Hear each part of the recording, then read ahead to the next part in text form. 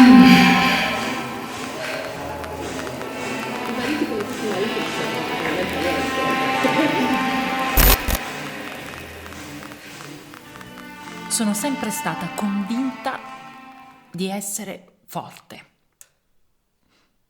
e di avere superato definitivamente alcuni momenti anche piuttosto gravi della mia vita. E invece non è così. Ci sono cose, anche della propria infanzia, che sembrano risolte, che la mente rielabora e che ci si sente a posto soltanto quando si riesce a esporle agli altri. È come se la nostra mente ci proteggesse e ci permettesse di andare avanti. Alcuni momenti sembrano realmente rielaborati, masticati, digeriti, chiusi in un cassetto. E invece a volte ritornano delle ferite così profonde che lacerano la superficie che le protegge.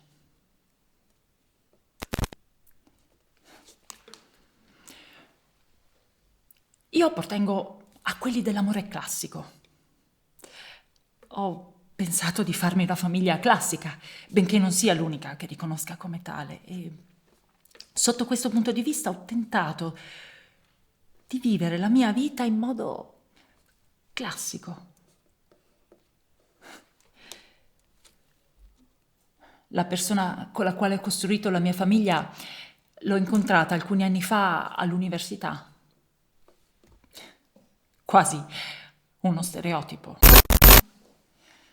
Abbiamo fatto tante cose insieme.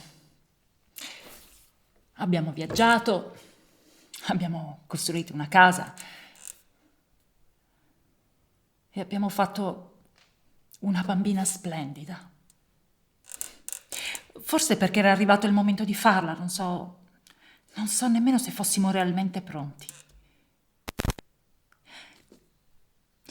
Mentre dico abbiamo fatto, e proprio ora me ne rendo conto, mi accorgo che spesso le persone, al posto di raccontarsi e di raccontare un proprio stato d'animo, tendono a dire che cosa fanno.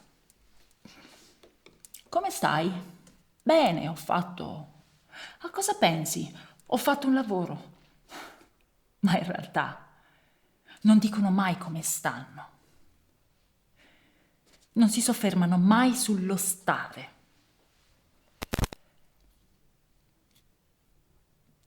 Ed è proprio questo uno dei miei problemi.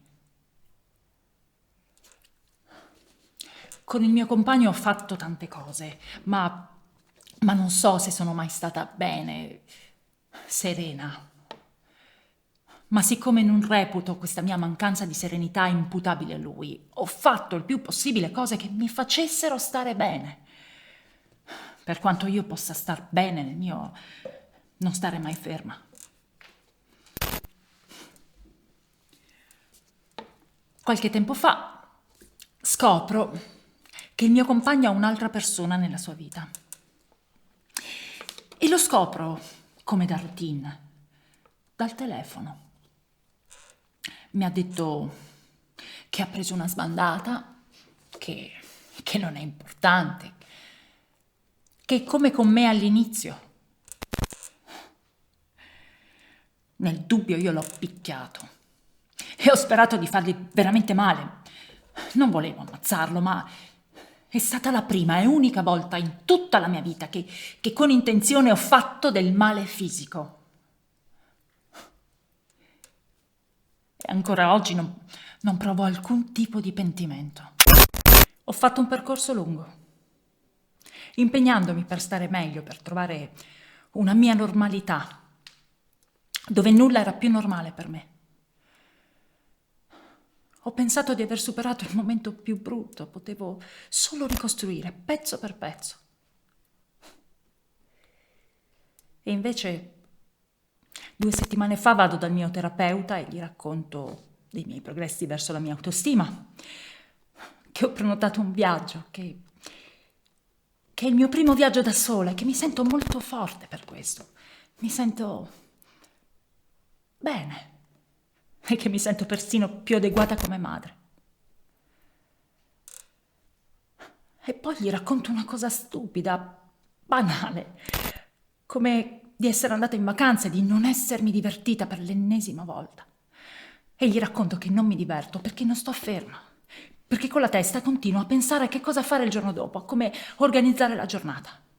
E mentre glielo racconto mi si apre davanti una voragine. E lui continua a farmi domande alle quali non so dare una risposta. Mi chiede che cosa succede se sto ferma, se non sto allerta. E con la mente ritorno alla prima volta che mi sono sentita calma, in pace. E mi ritrovo catapultata in un fatto che pensavo di aver risolto. Sono bambina.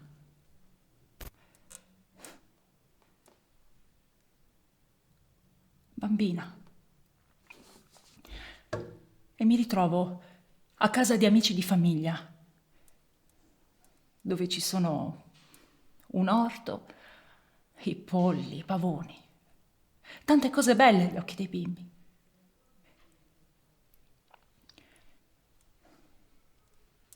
Era il mio rifugio quello, il mio angolo di tranquillità, dove stare nel silenzio che amavo.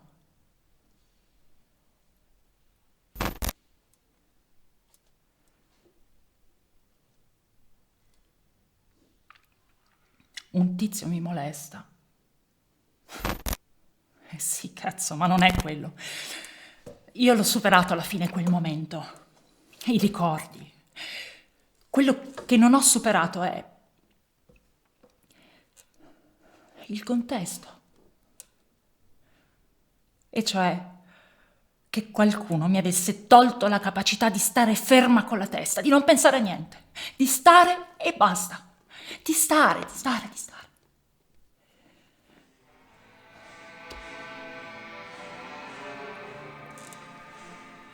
Io non so assolutamente come recuperarla, questa mia capacità. Ho trovato altri modi per ridarmi un valore. È una persona straordinaria che mi apprezza e che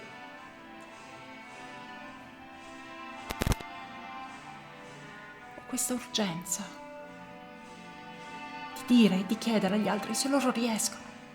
Perché io spero domani di riuscirci, ma adesso non so proprio come si faccia a stare fermi.